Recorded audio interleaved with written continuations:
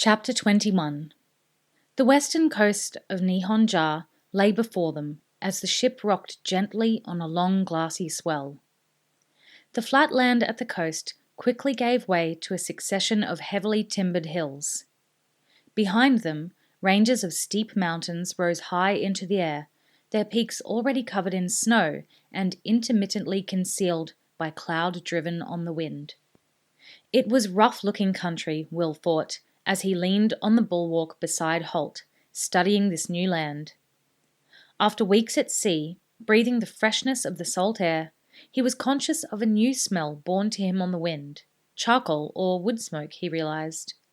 They must be relatively close to a town or large village, although at the moment none was visible. "There," said Holt, reading his thoughts and pointing to a long cape that thrust out into the sea to the north of them. Will peered at it, but could see no sign of buildings or people. Then he realized what Holt had been pointing to as he made out signs of smoke haze in the air. Judging by the extent of the smoke, he thought, there must be a sizable town beyond the cape. "Is that Iwanai?" he asked Gundar. This girl went through his usual routine of air sniffing, sail checking, and spitting over the side. "We've come a little south," he said. He sounded disgruntled, and Will smiled to himself. He'd seen enough of Scandian skirls to know they prided themselves on making perfect landfalls, even in places they'd never actually been before. After weeks at sea, using only the stars, instinct, his North Seeker needle, and a cross staff, Gundar had brought them to within a few kilometers of their destination. "You've done well, Gundar," Holt said quietly. The Skirl looked at him and shrugged. "Could have been better." He checked the wind telltale and leaned on the tiller to bring the bow around to the northwest, setting a course to weather the long cape before them. Wolfwill heeled to port, then began to swoop over the swell. "What do we do when we reach Iwanai?" Will asked Holt. For so long now, the seaside town in the middle of Nihon-ja had been their goal. Now they were nearly there, it was time to consider their next course of action. "According to the message George sent, the man who guided him down from the mountains will be in the town," Holt said. "We need to make contact with him. He's loyal to the Emperor and should be able to take us to him." "As easy as that?" Will said. "We just stroll ashore in a strange town in a foreign country and ask, 'Has anyone seen George's friend, please?'" Evelyn was consulting the message she had received from George so many weeks ago. "His name is Atsu," she told them, "and they should be able to put us in touch with him at a ryokan called the Shokaku." "What's a ryokan, and what's a Shokaku?" Will asked, and she smiled helplessly. "I haven't the faintest idea," she said. She glanced at Alice for help. The blonde girl had taken a copy of the message when they left Toscana and had been studying it in the past few days, referring to the book of Nihonjan words and phrases that Lady Pauline had sent to her. "A ryokan is an inn," she told them, "and shokaku is a crane of some kind." "For lifting things?" Will asked. "For flying, a large bird type of crane," she corrected him.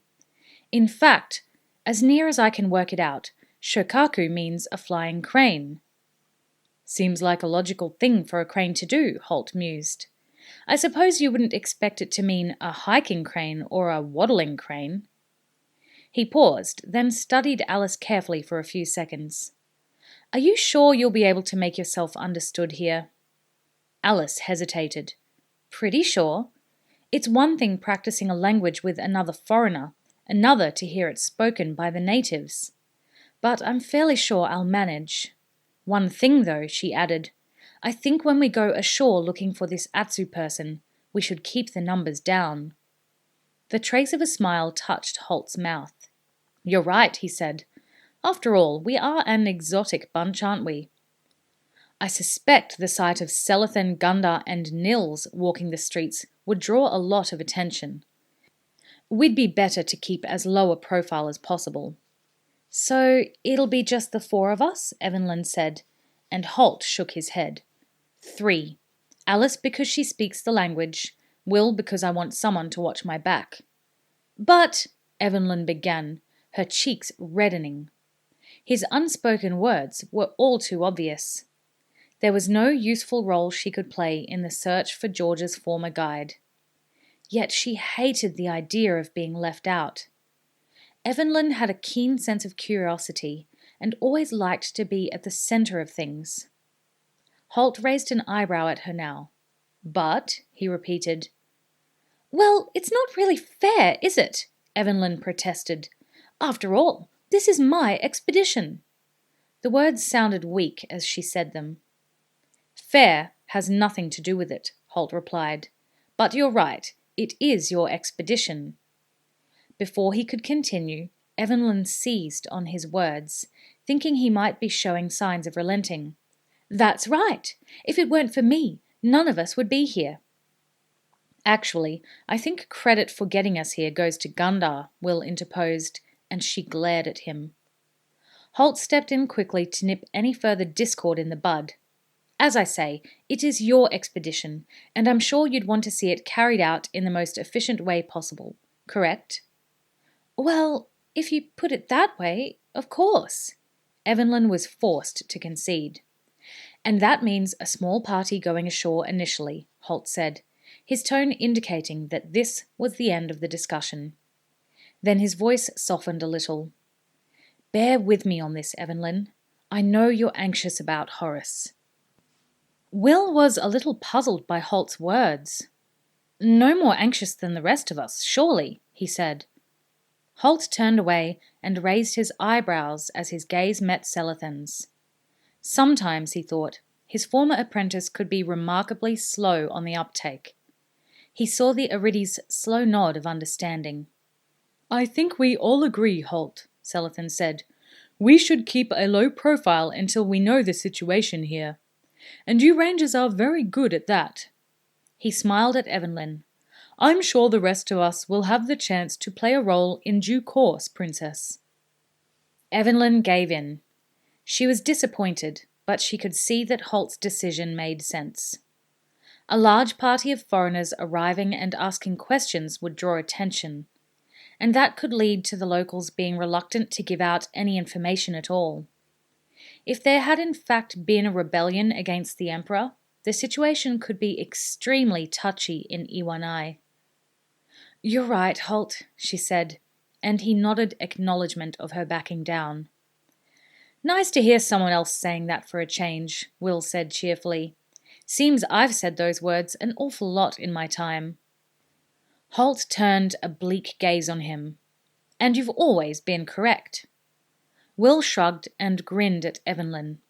She was reconciled now to the plan, and she smiled back at him. The most important thing, she realized, was to find out where Horace had gone. It didn't really matter who found that out, as long as they did. Nihon-jan's sailors leaned on the railings of the ships to either side of them as Wolfwill nosed carefully into a berth in Iwanai harbour. More than one of them cast suspicious glances over the length of the wolf ship. Her lines told them that she wasn't a trading vessel. The hull was too narrow to allow for any large amount of storage below decks. She was a fighting ship, they sensed, a raider, and as such she would be treated with reserve. Several captains, watching her slide in towards the mole, took note of the wolf figurehead at her prow. Appropriate, they thought, and resolved to keep a close watch on her all the time she was in port. In oars! Gundar yelled. Water cascaded down over the rowers as they raised their oars to the vertical, then lowered them and stowed them. The ship was coming into the mole at an angle, her bow pointing at the middle of the gap left between two other ships. Gundar, intent on his task, eased the tiller to the right, and the bow swung to port. Stern line! He called, and the sailor beside him sent the mooring line curling high into the air to land on the mole. Instantly, 3 shoremen seized it and began hauling on it. The ship's stern swung into the pier, and they took a turn around a wooden bollard, checking her as they heaved on it, allowing the rope to run increasingly slowly. "Bowline away!" Gundar called. The second rope sailed in a high parabola and was hauled in its turn. The ship had lost all forward way now and was sliding sideways through the water towards the pier. 4 of the starboard side rowers tossed wicker fenders over the bulwark, letting them hang down to protect the ship's planking from the rough stone of the mole. The fenders creaked a protest as Wolfwill made contact with the land, the sound gradually diminishing to a few low squeaks as she stopped moving. 2 of the ship's crew sprang ashore and supervised the fastening of the mooring lines. Gundar never trusted local shore idlers to carry out that task. He let go a deep breath and turned to his expectant passengers. "Well," he said, "here we are.